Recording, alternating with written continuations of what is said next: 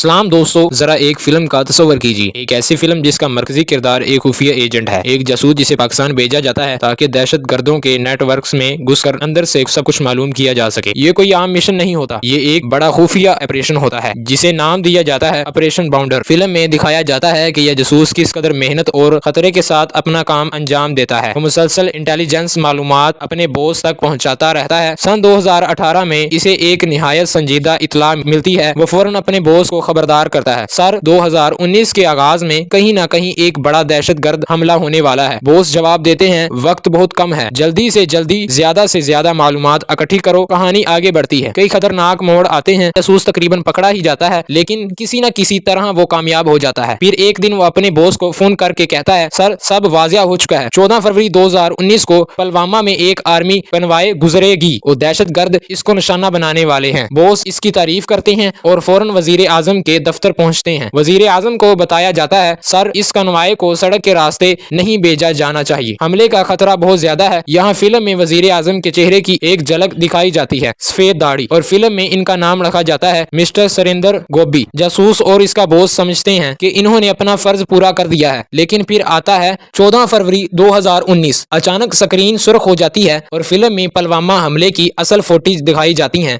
हालांकि film fictional है, लेकिन यहाँ हकीकी वीडियोस दिखाई जाती हैं। दहशतगर्द इस खबर पर खुशी के नारे लगाते हैं और इन्हीं के दरमियान बैठा हमारा जासूस ये सब देखकर सुन रह जाता है। इसका दिल दहल जाता है, चेहरे पर खौफ साफ नजर आता है, मगर दहशतगर्द अपनी खुशी में इसे नोट्स ही नहीं करते। जैसे ही मौका मिलता है वो अपने बॉस को फोन करता है और पूछता है, आखिर ये हमला कैसे हो गया? मैंने इतनी इंटेलिजेंस दी थी, फिर भी ऐसा क्यों हुआ? दूसरी तरफ खामोशी होती है। फिर जवाब आता है, शायद हिंदुस्तान का सबसे बड़ा दुश्मन खुद हिंदुस्तानी ही है। इशारा दिया जाता है कि शायद हुकूमत के अंदर ही कोई गद्दार मौजूद था जिसकी वजह से 40 CRPF जवान मारे गए। जासूस को कहा जाता है कि वो अपनी कोशिश जारी रखे। और जैसे जैसे कहानी क्लाइमेक्स की तरफ बढ़ती है, एक चौंका देने वाला मोड़ सामने आता है। दहशतगर्दों के अड्डे में तलाशी के दौरान जासूस को एक ऑडियो रिकॉर्डिंग मिलती है। जब वो इसे सुनता है तो वो अपने कानों पर यकीन नहीं कर पाता। एक तरफ वजीर आजम गोबी जी की आवाज और दूसरी तरफ ICI के सरबराह की। गोबी जी कहते हैं, कुछ लोग मरेंगे तो मरने दो, कुछ गाड़ियां जलेंगी तो जलने दो, इलेक्शन से पहले